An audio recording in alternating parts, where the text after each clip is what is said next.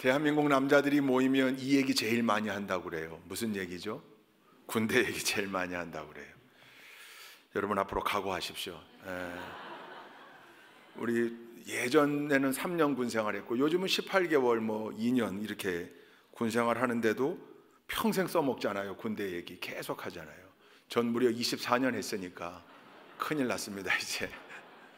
여러분 그렇게 모여서 남자들이 군대 얘기가 화제가 돼서 나오기 시작하면 점점 그게 가열되면서 에스컬레이트 되면서 서로 싸워요. 근데 그 내용을 보면 뭐 가지고 싸우는 거예요? 우리 남자분들 여기 많으시니까 한번 기억해 보세요. 뭐 가지고 싸워요? 야, 우리 부대는 말이야 겨울에 영하 30도, 야 영하 40도. 저 21사단 양구 가칠봉 OP에서 근무했던 사람들은 니들 경험해 봤니? 한국에서 영하 50도를, 거기가 체감온도 영하 50도를 찍은 게 몇 날 되거든요. 겨울이면 꼭 며칠 찍어요. 그거 가지고 싸워요. 야, 우리 GOP 계단은 말이야 1000계단, 매일 1000계단을 오르락내리락 해야 돼.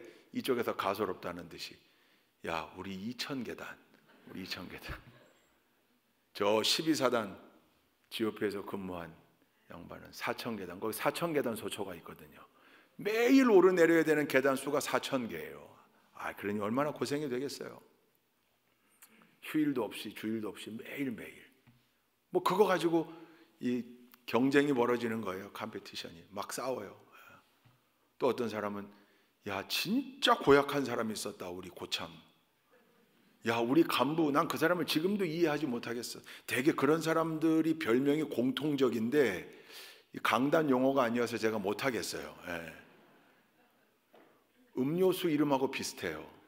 이온 음료수 이름하고 게토레이하고 비슷해요.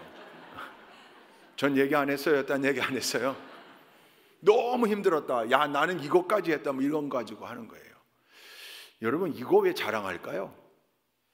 아니 고생한 것만 뭐 자랑이에요? 왜 내가 더 고생했다고 자랑할까요?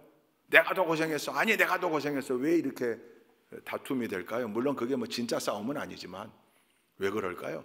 거긴 생략된 문장이 있는 거죠. 괄호 안에. 뭡니까? 근데 그 4000계단에서 영하 50도에서 그 희한한 고참 밑에서 그거 내가 다 그 고난을 내가 다 이겨내고 극복했기 때문에 지금 네 앞에서 내가 이 얘기 할 수 있는 거야 짜샤. 이게 여기에 괄호에 생략되어 있는 거죠. 그러니까 결국은 고생한 게 자랑이 아니라 극복하고 이겨냈다는 게 자랑인 거죠. 그 힘든 과정을 내가 다 극복했기에 오늘 내가 네 앞에 있는 거야. 내가 이거 이겨냈어. 내가 이거 이겨냈어. 이런 자랑인 거죠. 그러니까 앞으로 그런 군대 얘기 나오면 행간을 잃고 그렇지 그거 이겨낸 거 자랑이지. 박수 쳐줄만 해요. 왜냐하면 남자들 군대 가서 너무 고생하거든요. 힘들고 어려운 거 너무 많거든요. 그 과정들을 또 가지고 있기 때문에 더 단단해져서 대한민국, 잘 사는 대한민국 위해서 군생활의 경험 가지고 또 열심히 일하셨기 때문에 오늘날 여기까지 온 거 아니겠습니까? 할렐루야. 물론 하나님의 은혜와 은총 속에 다 이루어진 일이지만, 그러니까 이 고난, 그것은 이겨내는 게, 극복한 게 그게 자랑이 되는 거죠. 그런데 또 한 측면의 자랑을 성경은 우리에게 얘기해요. 그게 오늘 우리가 읽은 고린도후서인데, 이 고린도후서를 이해할 필요가 있어요. 여러분, 고린도전서는 사도 바울이 고린도 교회에 보낸 첫 번째 편지. 근데 고린도후서는 사도 바울이 고린도 교회에 보낸 두 번째 편지. 이렇게 우리가 전통적으로 그냥 이해하고 있는데, 현대 많은 신학자들이 고린도후서는 하나의 편지는 아니다. 그게 하나의 편지로 묶여졌을 뿐이지. 그러니까 저 아주 유명한 신학자들이 있어요. 제물러라든지 보름캄이라든지 이런 사람들 되게 유명한 신학자들이 다 동의해요. 그래서 이게 지금 공통적 정설이 되어 있는데 실제 스토리도 그래요. 사도 바울이 고린도 교회에 보낸 5개의 편지가 고린도후서 안에 녹아져 있다. 이렇게 얘기하는데, 그러니까 오늘 사실 본문은 고린도후서 전체입니다. 고린도후서 전체. 근데 그 가운데 아주 중요한 부분을 오늘 우리가 읽었어요. 이 스토리를 좀 이해할 필요가 있습니다. 고린도 교회를 사도 바울이 개척한 거죠. AD 50년에 2차 전도 여행, 선교 여행 중에 오늘도 우리 여행이라는 단어가 나왔지만 여러분 여행이라는 단어가 주는 이미지는 뭔가요? 기쁨, 즐거움, 리프레시, 그죠? 재충전, 휴식 그런 뉘앙스가 담겨져 있잖아요. 근데 사실 바울의 전도 여행, 선교 여행 그런 게 아니죠. 고행이죠, 고행. 엄청난 고행. 근데 단어를 적정하게 쓸 게 없어서 여행이라고 써놨을 뿐이지 오늘날 우리가 생각하는 여행이라고 생각하면 안 돼요. 그렇죠? 너무나 잘 알고 계실 거예요. 바울이 목숨 걸고 복음을 전하기 위해 다닌 여정, 그 두 번째 여정 가운데 고린도에 들려가지고 복음을 전하고 교회를 개척해요. 그게 고린도 교회예요. 그러니까 사도 바울은 고린도 교회 초대 담임 목사죠. 혼자 하지 않았어요. 하나님이 훌륭한 동역자를 붙여주셨어요. 부부였습니다. 누구죠? 브리스길라와 아굴라. 브리스길라라고 발음하기도 하고 브리스가라고도 발음해요. 아주 신실한 유대인 기독교인 부부를 바울에게 붙여줬어요. 동역하는 거예요. 열심히 같이 천막 만들어가면서 텐트 메이커 아니었습니까? 같이 만들어가면서 복음을 전해요. 18개월 동안 고린도에서 사역했어요. 그러니까 교회가 성도들이 늘어나고 교회가 좀 안정적으로 흘러가는 그즈음 사도 바울이 고린도를 떠나서 에베소로 갑니다. 왜냐하면 고린도 한 곳에만 머물러 있을 수 없잖아요. 사도 바울은 고린도에서 한 곳에 개척해서 목회하려고 마음먹은 게 아니라 전역을 다니면서 복음을 전하는 예수님의 명령대로 오직 성령이 너희에게 임하시면 너희가 권능을 받고 예루살렘과 온 유대와 사마리아와 땅끝까지 이르러 내 증인이 되리라 하시니라. 할렐루야. 예수님 그 명령에 순종하여 여러 곳을 다니면서 복음 전하는 거 아닙니까? 그러니까 바울이 에베소로 갔어요. 근데 에베소에 있는 동안 이 고린도 교회는 지금 담임 목사가 비어 있는 상황인데 에베소에 있는 동안 에베소로 고린도 교회 소식이 날라오는데 암울한 소식들이 들려와요. 큰일 난 거예요. 파당이 갈라졌다는 거예요. 교회 파당이 생겼다는 거예요. 네 파로 나뉘어졌대요. 바울파, 이 담임 목사파죠. 게바파, 게반 베드로 신봉하는 사람들이에요. 아볼로, 바울의 견주는 대학자인데 사실 바울보다 더 뛰어난 학자라고 얘기하는 아볼로가 최고다 하는 사람들. 거기에 그리스도파, 이 그리스도파가 있다는 걸 좋게 생각하면 우리는 오직 예수 이렇게 좋게 생각할 수도 있지만 언뜻 잘못 생각하면 아니 예수님을 바울, 게바, 아볼로와 비슷한 위치에 놓고 옵션으로 선택했단 말인가? 그렇게 생각할 수도 있잖아요. 아무튼 이 고린도 교회가 파당이 갈라졌어요. 여러분 2000년 교회 역사 가운데 교회가 파당이 갈라져서 부흥했다는 교회는 들어본 적이 없어요. 문제죠. 갈라지는 건 성령의 역사가 아니에요. 하나됨, 일치됨, 그게 성령의 역사지. 할렐루야. 근데 요 대목에서 한 말씀 드리면 여러분 사람은 다 캐릭터가 저마다 달라요. 하나님이 저마다 다른 성품을 우리에게 주셨어요. 그러니까 다 우리가 서로 달라요. 부부도 다르고 부모 자식 간에도 그렇게 쏙 빼 닮았어도 어딘간 달라요. 다 다르게 되어 있어요. 그러니까 우리가 다 완벽하게 하나 그렇게는 어려워요. 그건 안 돼요. 불가능해요. 그리고 함께 동역하며 지내다 보면 성격상 더 맞는 사람도 있고 좋아하는 취미가 더 같은 사람도 있고 그러니까 자연적으로 더 가까운 사람들이 있죠. 그건 인지상정이에요. 그건 그럴 수밖에 없어요. 어떻게 우리 모든 교인이 다 똑같은 심리적 거리를 가지고 지낼 수 있겠어요? 그런 사회는 불가능해요. 그건 괜찮아요. 근데 그게 더 나아가서 자기들끼리만의 모임이 되고 다른 사람을 배격하고 배척하는 게 되고 파당이 되면 그게 망조 들리는 거예요. 파당으로 나누어진 교회는 망조 들린 교회라고 봐도 돼요. 우리 교회는 전혀 상관없는 일인 줄로 믿습니다. 할렐루야. 혹시 그런 마음이 순간순간 생기더라도 자꾸 눌러야 되는 거죠. 사람은요 뭔가를 같이 좋아하는 것 때문에 생기는 심리적 유대감보다 누구를 같이 미워하면서 생기는 심리적 유대감이 훨씬 커요. 그러니까 자꾸 가만히 내버려두면 자꾸 그렇게 가게 돼 있어요. 그러다 보면 자꾸 요렇게 우리끼리만. 그래서 성숙한 신앙인들은 가까이 지내는 사람들하고도 교회에서는 지혜롭게 보이려고 노력해요. 그게 다른 사람들에게 상처가 되지 않고 파당으로 보이지 않기 위해서. 그게 지혜인 거예요. 할렐루야. 근데 고린도 교회는 이게 아니에요. 완전히 갈라졌어요. 4개 분파로 으르렁거리고 싸우는 거예요. 뿐만입니까? 고린도가 얼마나 타락한 도시였는데요. 그 타락한 성적 문화가 교회 안으로까지 침투해서 곳곳에서 스캔들이 나는 거예요. 뿐만 아니라 성도들끼리의 문제, 갈등의 문제를 교회 안에서 치리하지 못하고 해결하지 못하고 세상 법정으로 가지고 가요. 수하는 거죠. 고소해서. 아주 총체적 난국의 종합 선물 세트 같은 게 고린도 교회였어요. 이단 문제가 나와요. 영지주의라는. 여러분, 기독교 역사와 이단의 역사는 같이 합니다. 복음을 통해 교회가 생긴 이래 이단이 생겨서 지금까지 2000년 역사를 같이 흘러왔어요. 그 초대교회 가장 강력한 이단이 영지주의였어요. 근데 그럴 수밖에 없어요, 여러분. 짝퉁이 생기는 이유가 뭐예요? 뭐가 있기 때문이에요? 예, 명품이 있기 때문이에요, 명품. 예. 혹시 기차표, 고무신 이런 거 짝퉁 만들지 않잖아요. 예, 명품 짝퉁 만드는 거지. 그러니까 복음의 명품이 있기 때문에 가짜는 생겨날 수밖에 없어요. 이때부터 그랬는데, 근데 이게 위협이 되거든요, 자꾸. 그리고 미혹해하는 영으로 사탄이 여기를 통해서 역사하니까 고린도 교회가 너무 혼란스러운 거예요. 에베소에 가 있던 바울이 고린도 소식을 들었는데, 야, 이건 완전 종합 선물 세트. 큰일 났다 이거. 근데 고린도 교회까지 가서 뭔가를 치리하기에는 지금 하고 있는 사역들이 있으니까.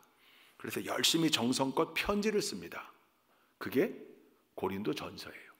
고린도 전서를 읽어보면, 오늘 가서 읽어보세요. 읽어보면 거기 갈라진 얘기 나오고 스캔들 얘기 나오고 이단 얘기 나오고 법정으로 가는 얘기 나오고 다 나와요. 바울이 거기에 대해서 그렇게 하면 안 됩니다. 여러분, 성도 여러분 왜 이러십니까? 정신 차리십시오. 그렇게 해서 되겠습니까? 써보낸 거예요.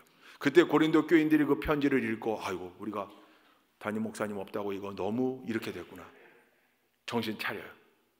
그 고린도 전서는 사실 해피엔딩이에요. 거기서 끝났더라면 좋았을 텐데 고린도 교회에 다시 위기가 찾아옵니다. 어떤 위기가 찾아오냐면 방랑 설교자들이라고 표현하기도 하고 순회 설교자들이라고도 표현하기도 하는데, 예루살렘 교회에 적을 두고 전역을 다니면서 교회를 다니면서 설교하고 말씀을 전하는 그 설교자들이 고린도에 와보니까 바울이 개척한 교회가 있고, 근데 바울은 없어요. 그 교회에 와서 설교해요.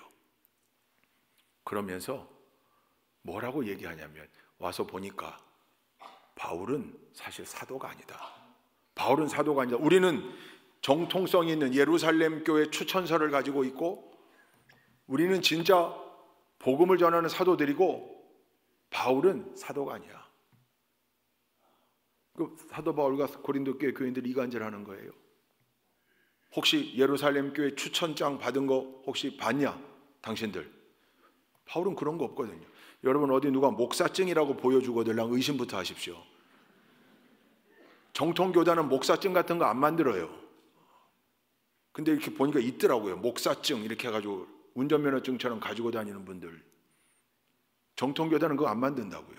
근데 이 사람들 추천서 가지고 와서 얘기하고, 사도 바울이 옛날에 바나바가 와가지고 잠깐 개런티하고 그래서 우리가 뭐 받아들이고 이렇게 했지만 사실 이 사람은 배격하는 거예요. 그리고 자신들의 신비한 능력, 신비한 체험을 자랑해요. 우리가 기도할 때 놀라운 치유의 역사가 일어난 적이 있었고, 우리에겐 이런 능력이 있고 공부 우리가 여기까지 했고 뭐 이런 거예요. 근데 아니 그렇게 눈물로 키워왔던 그 성도들이 이 방랑 설교자들에게 쏙 빠져버려요.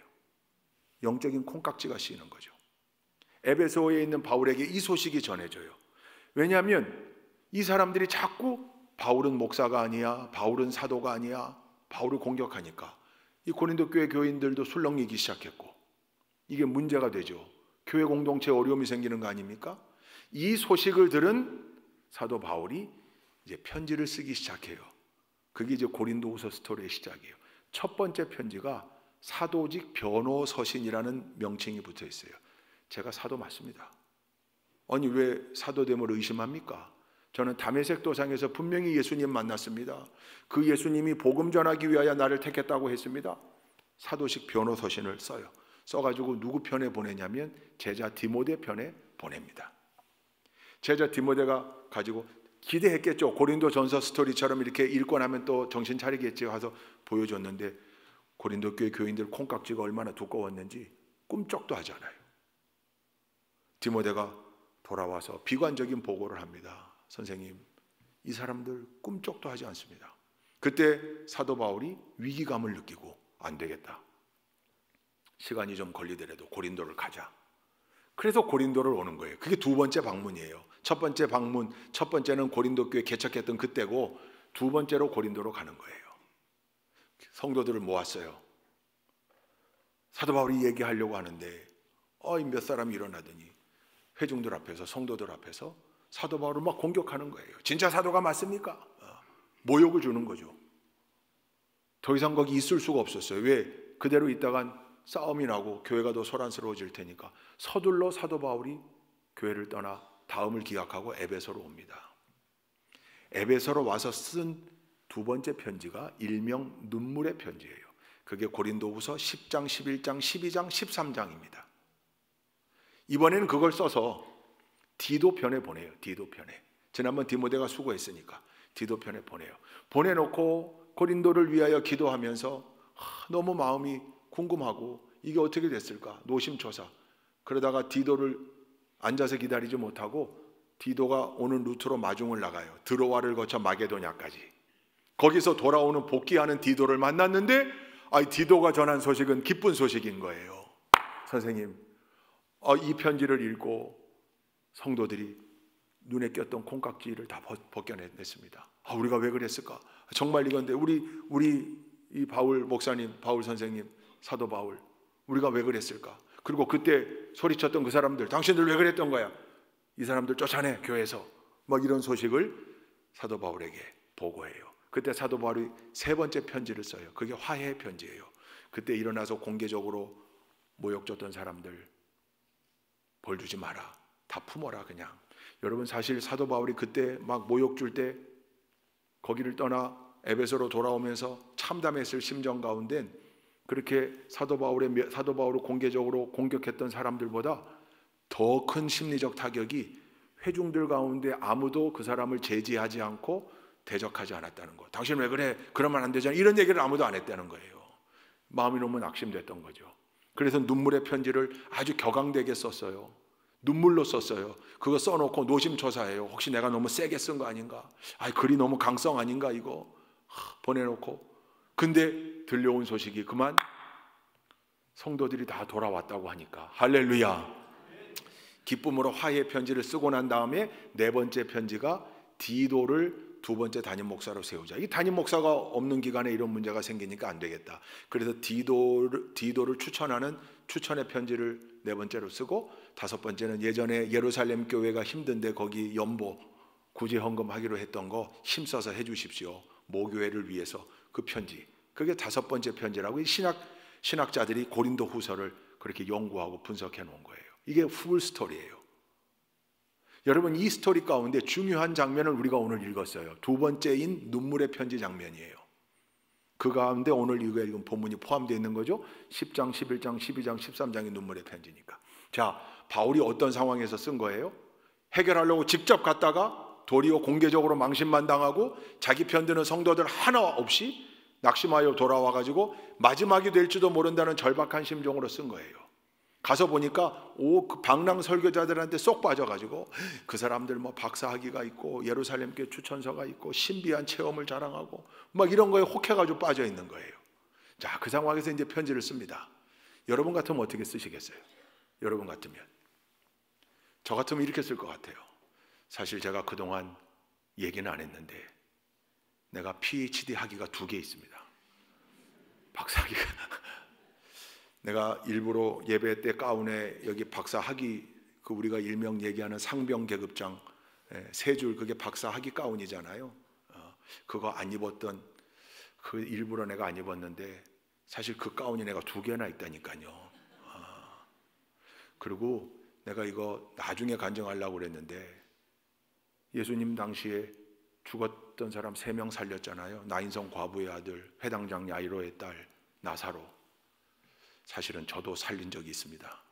이거 내가 얘기 아직 안 했을 뿐이 자기의 그 능력과 체험과 조건과, 내가 가말리엘의 문화생인데 사실 그 문화생 중에서도 내가 탑 클래스였고 내가 공부 얼마나 잘했는지 체험 능력 그러니까 그 빠져있는 이 사람들보다 내가 훨씬 더 조건이 좋습니다. 어리석은 얘기지만 그렇게 하고 싶은 충동이 있지 않았을까요? 근데 희한하게 사도 바울이 지금 오늘 뭐라고 쓰는 거예요? 그 사람들 앞에서 나도 자랑 한번 해보겠습니다. 작심하더니 무슨 자랑을 한 겁니까 지금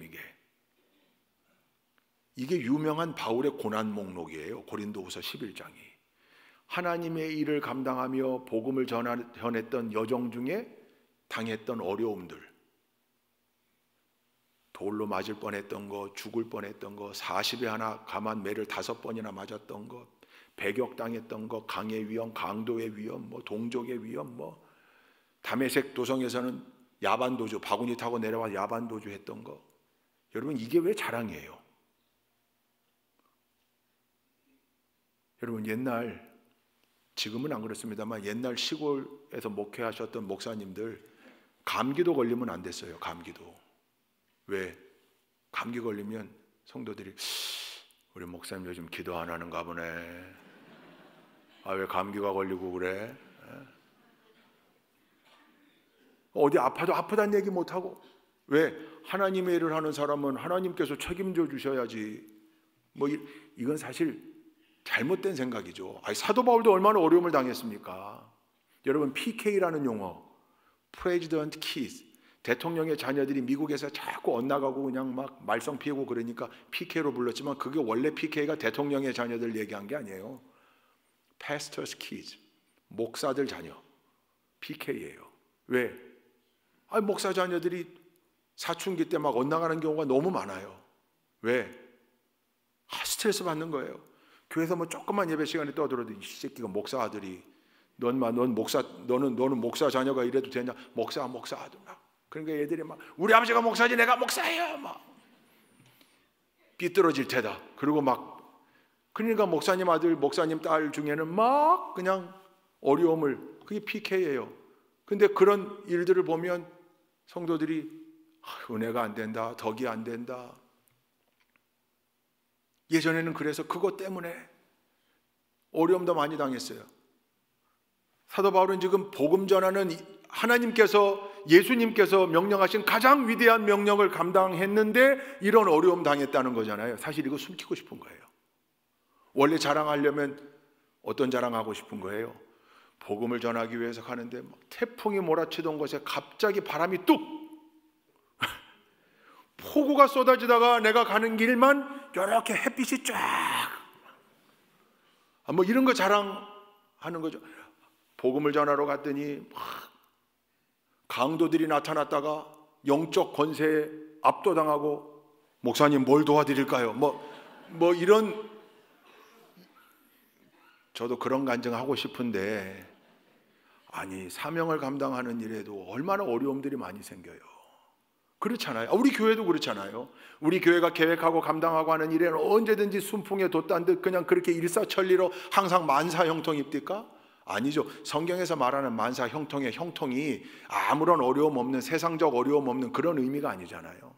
힘들고 어렵지만 그러나 그 안에서 함께 하시는 하나님의 은혜를 체험하고 하나님의 은혜 가운데 그 일들을 극복해 나가는 것. 할렐루야. 그러니까 오늘 사도 바울이 여기에 쓴 건 정말 지혜로운 거죠. 왜? 자기의 약함을 그대로 다 드러냈어요.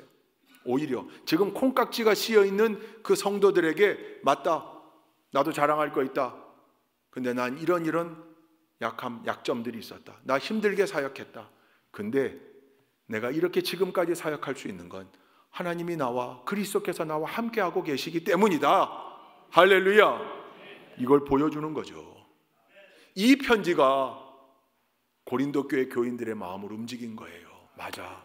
은혜가 이거지. 복음이란 게 이런 거지. 믿음이란 게 이런 거지. 이걸 깨닫고 방랑 설교자들을 내쫓고 사도 바울에게 대들었던 사람들 벌 주겠다고 하니까 벌 주지 맙시다. 같이 갑시다. 같이 화해합시다. 그들이 용서를 구하고 용서해주고 그렇게 편지 쓴 거예요. 그래서 고린도 후서의 스토리가 아주 은혜로운 스토리고, 이건 한편의 드라마, 영화로도 만들어도 참 재미있을 것 같아요. 오늘 우리가 읽은 이 본문 속에 그럼 우리가 깨달아야 되는 게 뭡니까? 깨달아야 되는 것, 배워야 되는 것. 사도 바울에게 벤치마킹 해야죠. 위기가 왔는데 바울이 무엇으로 극복하든가, 자기의 연약함을 그대로 드러내고 인정했다. 약함을 자랑했다. 근데 약함을 자랑했더니 거기에 놀라운 역사가 일어나더라. 약하다고 인정할 그때 도리어 엄청난 강력한 은혜가, 강력한 능력이 허락되더라. 할렐루야. 그럼 우리도 마찬가지인 거죠.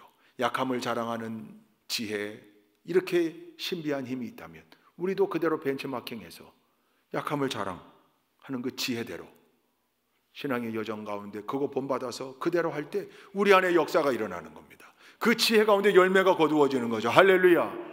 어떻게 되는가? 약함을 자랑하는 지혜를 가진 사람들에게 나타나는 세 가지 특징이 있다고 그래요. 첫째, 겸손할 수밖에 없다. 겸손. 그렇죠. 자기의 약점을 그대로 드러내고 인정하는데 겸손해지는 거죠.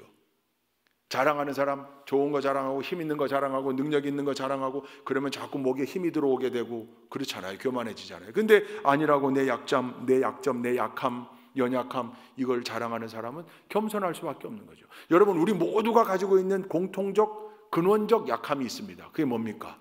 유한함, 죽음, 끝이라는 거. 이 땅에서는 영원히 살 수 없어요. 누구든지 가요.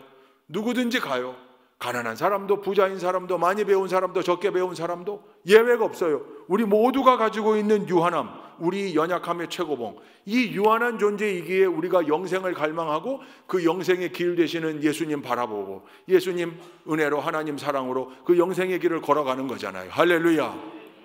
약함을 인정할 때 우리에게 구원이 오는 거예요. 자기가 자기 스스로 구원할 수 있다고 믿는 사람들이 얼마나 많습니까? 자기 힘대로 살겠다고, 자기 능력대로 살겠다고, 자기 소신대로 살겠다고. 세상에선 그런 사람들을 신념이 강한 사람이라고 박수 쳐줘요. 근데 믿음으로는 아주 미숙한 사람인 거죠. 바보 같은 사람인 거죠. 자기 약점을 인정하지 않으려고 하는, 자꾸 덮고. 근데 사도 바울은 그걸 꺼내놓았어요. 겸손하게 그걸 꺼내놓을 때 하나님의 구원의 은혜가, 하나님의 능력의 은혜가 우리에게 임하는 겁니다. 할렐루야. 그래서 약함을 자랑하는 지혜를 가진 사람들은 언제나 겸손하여 하나님 마음에 합한 사람들이 될 수 있는 거죠. 우리 좋은 교회 모든 동역자들이 약함을 자랑하는 사도 바울의 지혜를 본받아 언제나 겸손하게 하나님의 뜻을 이루어드리고 하나님 마음에 합한 삶을 살아갈 수 있기를 주님의 이름으로 축원드립니다. 두 번째, 약함을 자랑할 수 있는 지혜를 가진 사람들은요, 기도할 수밖에 없는 사람들이에요. 기도하게 돼요. 기도가 뭡니까? 하나님 앞에 내 약함을 드러내놓는 거잖아요. 하나님의 뜻을 구하고 하나님 뜻대로 살기 위해 결단하면서 동시에 내가 가지고 있는 삶의 문제들, 현재 내가 겪고 있는 약함, 연약함, 부족함을 그대로 하나님 앞에 드러내놓고 하나님 이렇습니다. 하나님 이렇습니다. 하나님 함께 해주셔야 됩니다. 하나님 문제를 해결해 주셔야 됩니다. 하나님 질병을 치유해 주셔야 됩니다. 하나님 관계를 회복해 주셔야 됩니다. 하나님 막힌 담을 헐어 주셔야 합니다. 하나님 내 앞길을 열어 주셔야 합니다. 할렐루야. 그게 무슨 말이에요? 다 지금 내가 이 연약한 가운데 있다는 말이잖아요. 경제적 어려움이 있습니다. 연약함이 있습니다. 육체적 연약함이 저에게 있습니다. 관계, 정서적, 감정적 부족함, 연약함이 저에게 있습니다. 내 능력의 한계가 있습니다. 그저 하나님 앞에 계속 인정하는 거죠.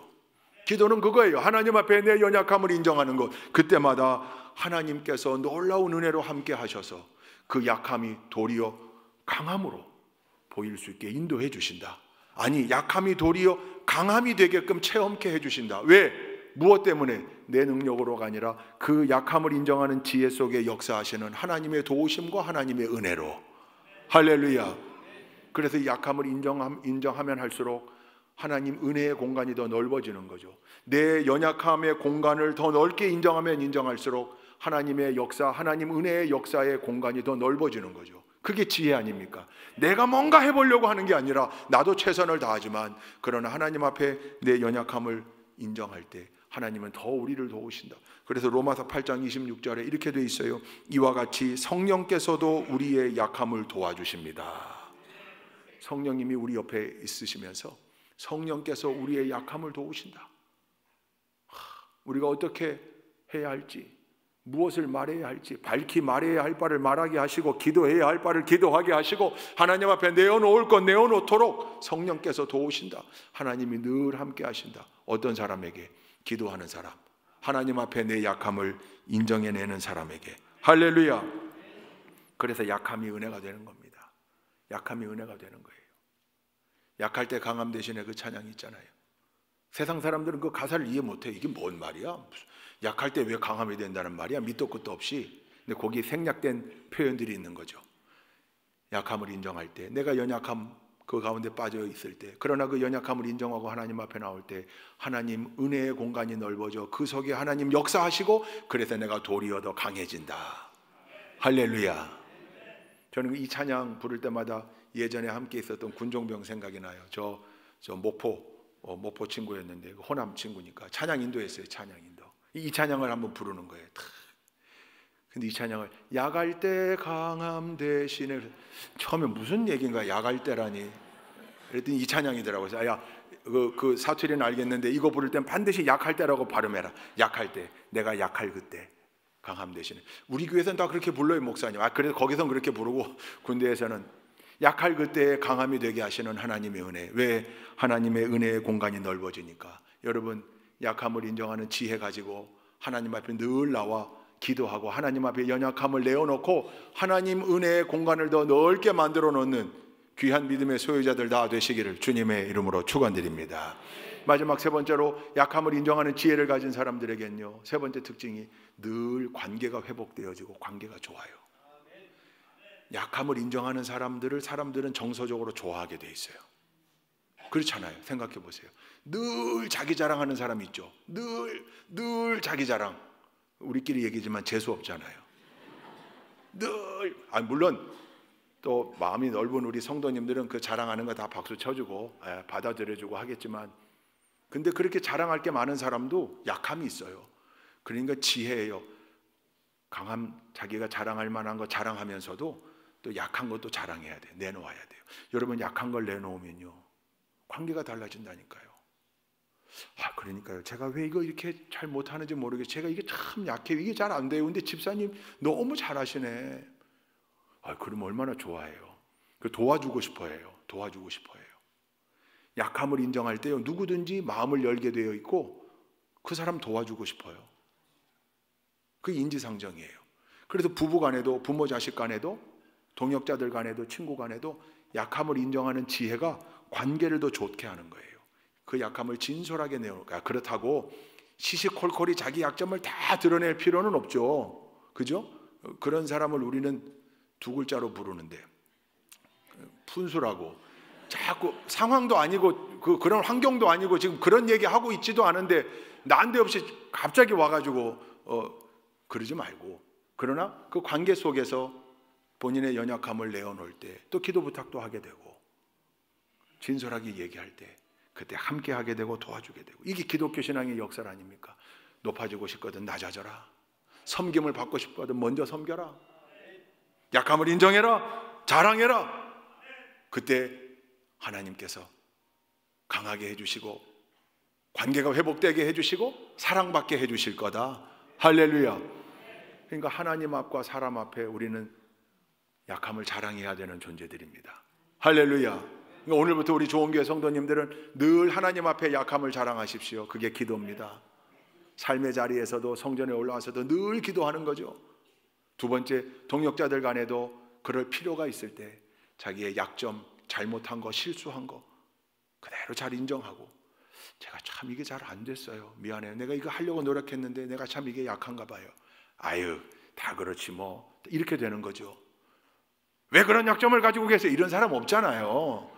그러니 얼마나 관계가 좋아지겠어요. 다만 한 가지 부연하자면, 이걸 자기가 못하는 일의 정당성의 근거로 삼으면 안 돼요. 레퍼런스로.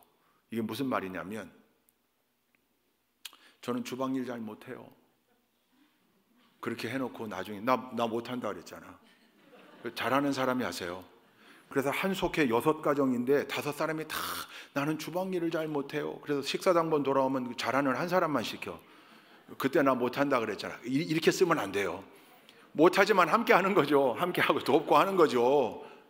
저도 사실 오늘 여러분께 제 약점을 쫙 썼는데, 오늘 설교 때 얘기하고 이제 다음번에 이런 문제 생기면 내가 그때 얘기했잖아요. 약점 이렇게 얘기하려고 썼다가 이건 스킵하려고요. 저도 약점이 참 많은 사람이고 연약함이 많은 사람인데 그때그때 필요하면 여러분께 제 연약함, 제 약점을 내놓을 거예요. 그래서 같이 노력하고 같이 기도하고 도움도 받고. 여러분, 이게 사람끼리의 관계 회복되어지고 관계가 풍성해지고 거기도 사랑이 넘치게 되고 놀라운 힘이 되는 거죠. 사도 바울이 우리에게 이것을 아주 이 스토리를 통해 보여준 거예요. 자기를 더 강점을 자랑해야 될 것 같은 순간인데 결정적으로 자기의 약점을 거기 쭉 늘어놓음으로 인해서 그들의 마음이 다 변화되어지고 콩깍지가 벗겨지고 누가 참 사도인가, 누가 참 목사인가, 누가 참 이 그리스도의 일꾼인가를 알게 했고 결국 그 성도들과 함께 다 화해가 되고 다시 하나가 되고 고린도 교회가 든든히 서가게 된 거거든요. 우리도 다 마찬가지입니다. 약함을 자랑하는 지혜가 우리에게 필요해요. 할렐루야. 여러분, 광고의 특성상 광고는 조금 과장도 하고 허풍도 섞고 그러는 거잖아요. 자기들 물건이 이만큼 좋다고 하고. 대부분 광고, 요즘도 여러분 스마트폰으로 뭐 물건 이렇게 보고 사가지고 실망하는 분들 많죠. 분명히 볼 땐 이게 아니었는데, 이런 그 광고의 특성이에요. 근데 오늘 이 바울의 스토리를 잘 보여준 사건이 하나 있었어요. 옛날 얘기인데 1999년도로 제가 기억해요. 벌써 24년 전 얘기네요. 일본에서 있었어요. 우리 게임 좋아하셨던 분들은 그 오락실에서 이렇게 게임기 할 때 부팅 화면에 딱 영어로 4글자 뜨는 거 기억하실 거예요. SEGA, 이렇게 세가 딱 떠요. 그게 일본의 게임 회사예요.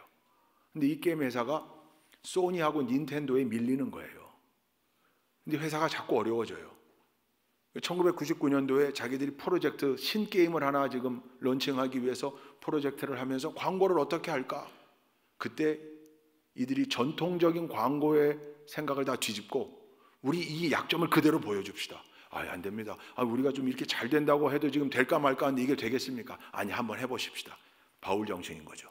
한 거예요. 어떻게 했는가? 15초 광고 안에 이 프로젝트의 책임자가 상무로 있었던 유가와 에이치라는 사람인데, 이 유가와 에이치, 이 사람의 하루의 일과를 보여준 거예요. 아침에 일찍 출근해서 막 회의하고 막 고심하고 판매 그래프는 막 뚝뚝뚝 떨어지는 그 그래프를, 시장 점유율이 떨어지는 그래프를 그대로 보여주고 지금 안 되고 있다는, 회사가 어렵다는 걸 그대로 보여주는 거예요. 이 지금 새 게임에 지금 목을 메고 있는데 이게 잘 될지 안 될지도 막 의문이고, 회의하는데 그 안에서 막 다투기도 하고, 그리고 마지막에는 밤 10시쯤 돼가지고 늦은 시간에 그 서류 가방 들고 양복 어깨에 메고 축 처진 어깨로 터덜 집으로 퇴근하는 유가와 H 상무의 뒷모습을 딱 잡고 끝납니다.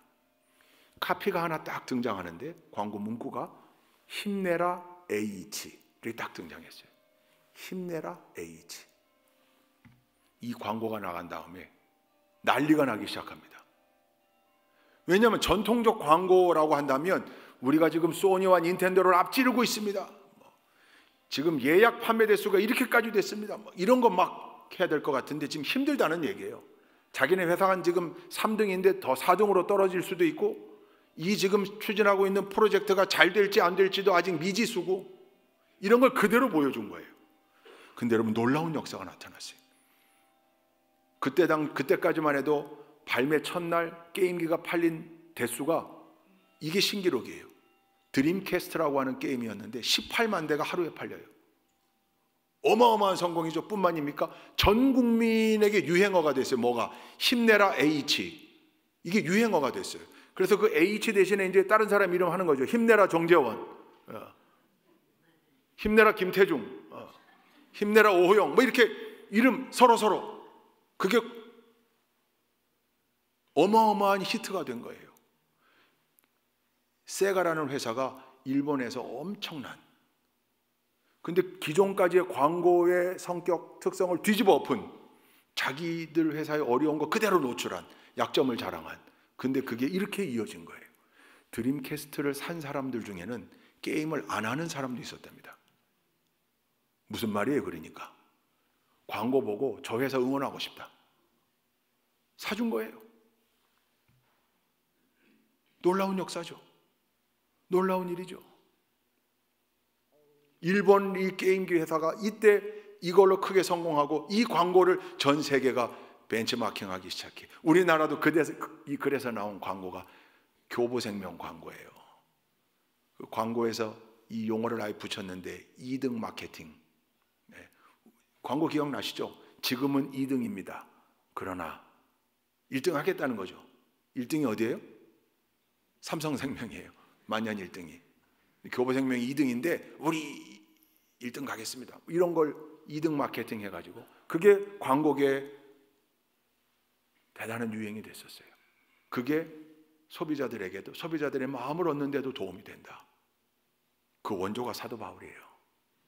사람의 마음을 바꾼, 약점을 그대로 드러내놓은, 문제가 해결되어지고 교회가 새로워지고 관계가 회복되어지고 파당지어가지고 힘들었던 고린도 교회인데 오히려 다 예전에 편지 듣고 다 마음을 바꾸긴 했지만 오히려 이런 사건을 거치면서 더 단단해지고 더 하나가 된, 할렐루야.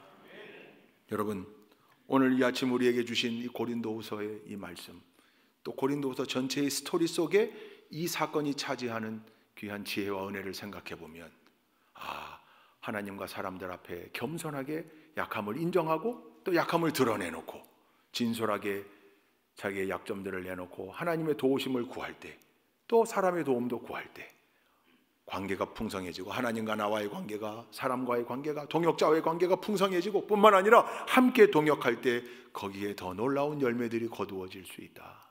그렇다면 우리 모두가 오늘 사도 바울 벤치마킹해서 본받아서 우리도 하나님과 사람 앞에 언제나 약점을 인정하고 약함을 인정하고 하나님 앞에 그 약함을 해결해 달라고 기도할 수 있는, 사람과의 관계 속에서 더 깊은 관계로 가는 그 지혜의 문을 잘 여는 저와 여러분 다 되실 수 있기를 주님의 이름으로 축원드립니다. 기도하시겠습니다. 조금씩.